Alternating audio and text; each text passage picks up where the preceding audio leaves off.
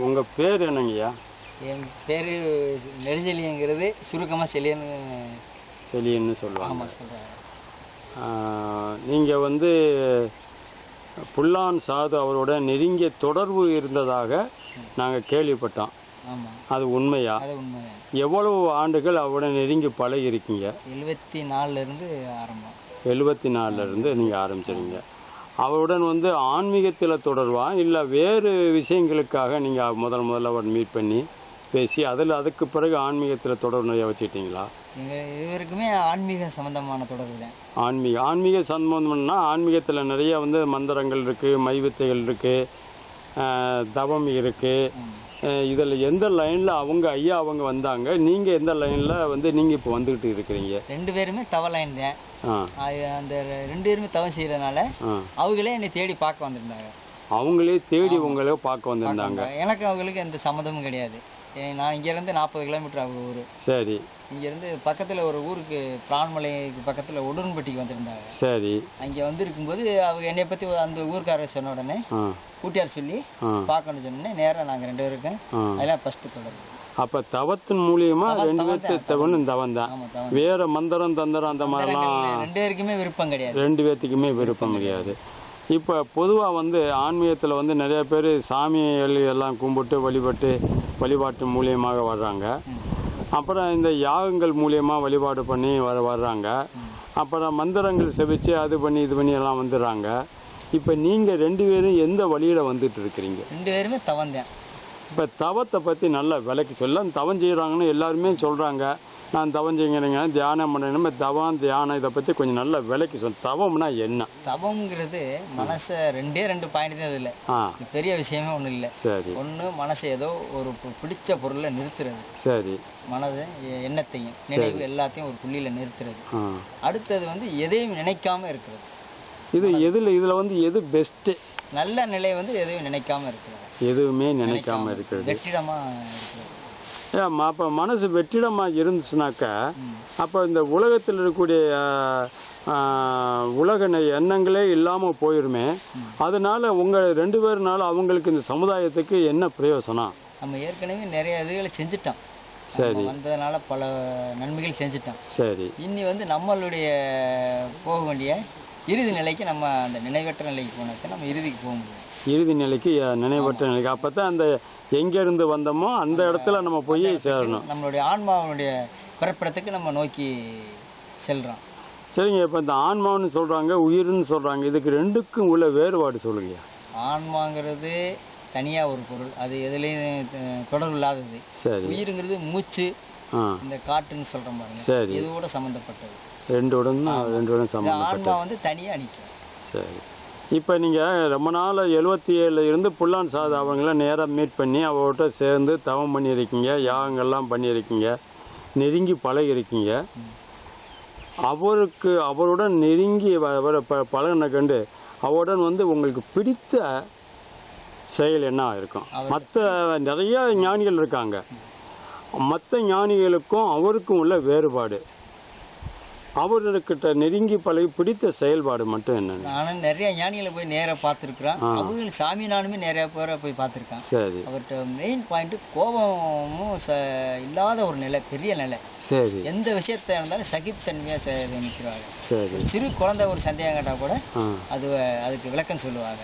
சரி. அதே மாதிரி பொருள் மேல பற்றில்லாத ஒரு ஆசை இல்லாத ஒரு நிலை, அது எல்லாருக்கும் முடியாத ஒரு நிலை. சரி. பொருள் யாரு கொடுத்தாலும் அந்த பொருளை வாங்கவே மாட்டாங்க. அந்த பொருள் எனக்கு தேவையில்லைன்றாங்க. சரி. அது ஒரு பெரிய நிலை. அதே மாதிரி தவத்தை தவிர மற்ற தூய்மையான ஒரு தவம். சரி. வேற எந்த இதுவும் கலக்காத தவம் அவருடைய நிலை. ஓ, எதுவுமே எதிர்பார்க்காத தூய தவம். இப்போ வந்து இந்த யுகத்துல அவர் வள்ளலாறு இவங்க மாதிரி தூய்மையான தவம். அதனாலதான் கசவனம்பட்டி, கோடிச்சாமி இவங்க எல்லாமே இவரை விரும்பியிருக்காங்க. ஓ. அதே மாதிரி பல மாவட்டத்துல இருந்து கேரளாவில இருந்து கூட ஒரு ஞானியை பார்க்க வந்திருக்காங்க. இந்த தவத்தினுடைய முதிர்ச்சி ஏற்பட்டவுடன். ஆமா. அவர் அந்த முதிர்ச்சி ஆன பிற்பாடு ஒளி நிலையாக ஐயா வந்து ஐக்கியம் ஆகிட்டாங்க. இன்றும் வந்து ஒளியாக வந்து பல பேருக்கு காட்சி கொடுக்குறாங்க, ஜோதியாகவும் காட்சி கொடுத்துட்டு இருக்கிறாங்க அப்படின்னு ஒரு சில நூல்களில் வந்திருக்கு, பத்திரிகைகளையும் வந்திருக்கு.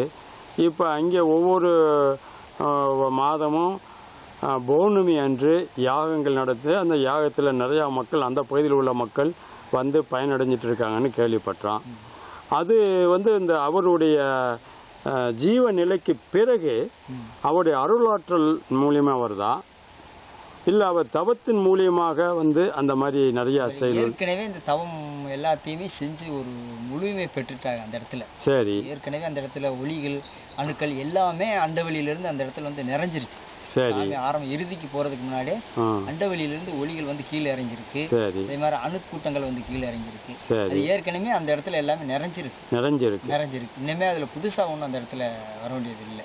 அப்படிப்பட்ட இடத்துல ஐயா வந்து இப்ப ஐக்கிய இருக்குன்னு யாரு போனாலும் அவங்க பிரச்சனைகள் அங்கே தீர்க்கப்படுகிறது. அதே மாதிரி இப்ப சமீபத்துல நேத்து கூட ஒரு புதுக்கோட்டை மேனேஜர் ஒருத்தர் இங்க வந்திருக்காரு. சரி. 2 பேர் பேசிக்கிட்டு இருக்கும்போது சாமியுடைய ஒளி இந்த இடத்துல தோன்றுச்சு. இந்த இடத்துல தோன்றி நான் அவரை காமிச்சேன். அதை பார்த்தாரு. பார்த்துட்டு கூட இந்த யுகத்துல இந்த மாதிரி உங்க மாதிரி ஆளுகள் நாங்க பாக்குறதுக்கு கொடுத்து வச்சிருக்கோம், இதெல்லாம் பார்க்காத நிகழ்வு அப்படின்னு அவரே நேற்று சொல்லிட்டு போனாங்க. ஐக்கிய ஆன பிற்பாடு உங்களுக்கு ஏதாவது உங்க வீட்டுல குடும்பத்தினருக்கு ஏதாவது ஒளி காட்சி கிடைச்சதா? வீட்டுல எங்க பையன் ஒரு தடவை பார்த்திருக்கேன். அவன் தான் அவரோட ஈடுபாடு உள்ள ஆளு. மற்ற ஆளுகள்லாம் ஆன்மீகங்கிறது சும்மா கிராமம் தானே, அது அதை பத்தி தெரியாது. சாமியே பிறக்கும் போது அவன் ஒரு பெரிய அருளா உள்ள ஆளுன்னு சாமி வாயினால சொன்னாங்க. வாயினால ஆசீர்வாதம் கொடுத்திருக்காங்க. பிறந்த அன்னைக்கு சாமியை நேரா வந்தாங்க அவனை பாக்குறதுக்காண்டி. சரி. அதனால அவன் ஒரு 3 வயசு இருக்கும்போது நாங்க 2 பேரும் வெளியே நிக்கும் போது நான் எதுவும் சொல்லாம இருக்கும்போது ஒரு ஒளிச்சரமா எங்க வீட்டு முன்னாடி வந்து நிக்கும் போது அவனா சாமியோட ஸ்டார் வந்து நிக்குதுப்பா அப்படின்னு. சரி. நான் சொல்லலாம் கிடையாது. சரி. அவனா சொன்னேன் அந்த வார்த்தையை. ஆனா நானே அதை பார்க்காத ஒளி அவன் எனக்கு காமிச்சான். ஒரு ஸ்டார் மாதிரி கொத்தா அப்படியே சரமா ஒரு இந்த சரமா தொங்கும் பாருங்க விளக்குகள், அந்த மாதிரி சர விளக்கு மாதிரி ஒரு 2 மீட்டருக்கு அப்படியே தொங்கிக்கிட்டு அப்படியே இருந்துச்சு. 2 மீட்டர் அளவுக்கு பெரிய, நானே அந்த மாதிரி பார்த்தது இல்லை. ஒரு அதிசயமான ஒளியா இருந்துட்டு அப்படியே தோண்டிட்டு அந்த இடத்துல தோண்டிட்டு அப்படியே போயிடுச்சு. சரி. இதெல்லாம் வந்துட்டு அப்படியே காட்சி கொடுத்துட்டு அப்படியே போய்கிட்டே இருக்கும். சரி. இது அங்கனே தோண்டிட்டு அங்கனே போயிருக்கு. நேத்து நாங்க பார்த்தோன்னே இந்த இடத்துல வந்துச்சு, அப்படியே நேர கிழக்கு அப்படியே போயிட்டே இருந்துச்சு அந்த ஒளி. கொஞ்சம் தூரம் போன உடனே அப்படியே மறைஞ்சிச்சு.